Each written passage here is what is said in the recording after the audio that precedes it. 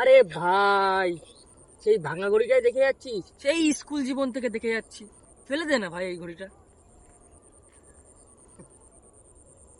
ঘড়িটা ভাঙা না রে ভাই, ঘড়িটা বন্ধ হয়ে গেছে।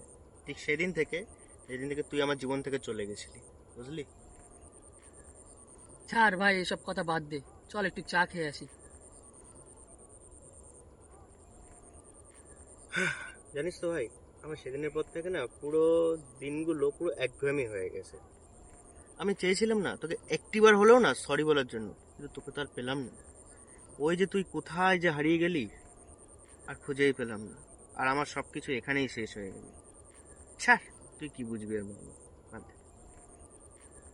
ছাড় ভাই, এসব কথা বাদ দে।